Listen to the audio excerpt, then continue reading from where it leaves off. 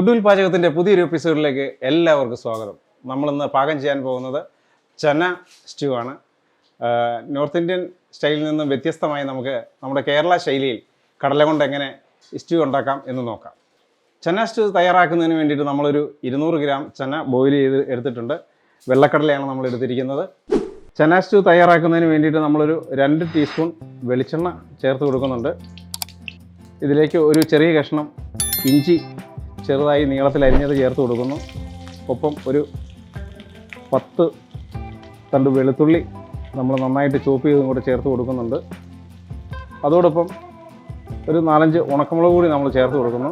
ഇഞ്ചി, വെളുത്തുള്ളി, ഉണക്കമുളക് എല്ലാം നന്നായിട്ടൊന്ന് വാടി വന്നിട്ടുണ്ട്. അതിലേക്ക് നമുക്ക് ഒരു 5 പച്ചമുളക് നടുവേ കീറി ഇട്ട് കൊടുക്കാം.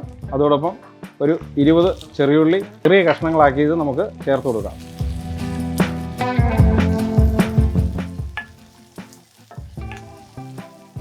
രണ്ട് തണ്ട് കറിവേപ്പില കൂടി നമ്മൾ ചേർത്ത് കൊടുക്കുന്നുണ്ട്.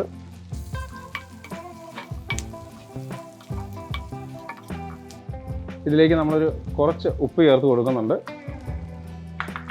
നമ്മുടെ ചേരുവകളെല്ലാം നന്നായിട്ടൊന്ന് വാടി വന്നിട്ടുണ്ട്. ഇനി ഇതിലേക്ക് നമുക്ക് തേങ്ങയുടെ 2ാം പാല് ചേർത്ത് കൊടുക്കാം. നമ്മളൊരു വലിയ തേങ്ങ ആണ് എടുത്തിരുന്നത്. അതിൻ്റെ പാല് നമുക്ക് ഇതിലേക്ക് ചേർത്ത് കൊടുക്കാം.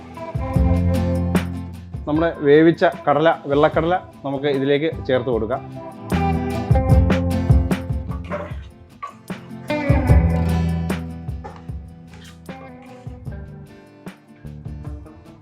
നമ്മുടെ തേങ്ങാപ്പാലൊന്ന് തിളച്ച് വരുന്നവരെ നമുക്കൊന്ന് വെയിറ്റ് ചെയ്യാം. തേങ്ങാപ്പാലിൻ്റെ 2ാം പാലിൽ നമ്മുടെ കടല തിളച്ച് വന്നിട്ടുണ്ട്. ഇനി നമുക്കിതിലേക്ക് ഉപ്പ് കൂടി ചേർത്ത് കൊടുക്കാം. ഒരു പിഞ്ച് ഗരം മസാല നമുക്ക് ചേർത്ത് കൊടുക്കാം.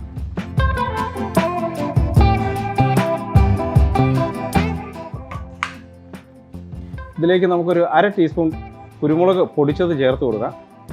അല്പം ഒരു മധുരം കിട്ടുന്നതിന് വേണ്ടിയിട്ട് നമുക്ക് അല്പം പഞ്ചസാര ചേർത്ത് കൊടുക്കാം. അതോടൊപ്പം ഒരു 1/4 ടീസ്പൂൺ ഏലക്കാപ്പൊടി കൂടി ചേർത്ത് കൊടുക്കാം.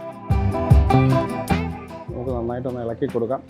നമ്മുടെ ചന സ്റ്റൂ നന്നായിട്ട് വെന്ത് കുറുകി വന്നിട്ടുണ്ട്. 2ാം പാലിൽ നമ്മൾ ബാക്കി മസാലകളെല്ലാം നമ്മൾ ചേർത്തിട്ടുണ്ട്. നമുക്ക് 1ാം പാല് ചേർത്ത് കൊടുക്കാം. നല്ല കുറുകിയ 1ാം പാലാണ് നമ്മൾ എടുത്തിരിക്കുന്നത്. അത് നമുക്ക് ചേർത്ത് കൊടുക്കാം.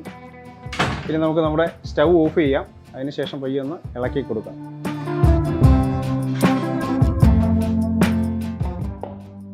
നമ്മുടെ ചന സ്റ്റൂ റെഡി ആയിട്ടുണ്ട്. നമുക്ക് 1 ടീസ്പൂൺ നെയ്യ് കൂടി ചേർത്ത് നമുക്ക് ഒന്ന് മിക്സ് ചെയ്തതിന് ശേഷം നമുക്ക് സെർവിങ് ഡിഷിലേക്ക് മാറ്റാം. കാബൂളി ചന സ്റ്റൂ അഥവാ വെള്ളക്കടല സ്റ്റൂ നമുക്ക് ഇവിടെ റെഡി ആയിട്ടുണ്ട്. ഇനി നമുക്കിത് സെർവിങ് ഡിഷിലേക്ക് മാറ്റാം.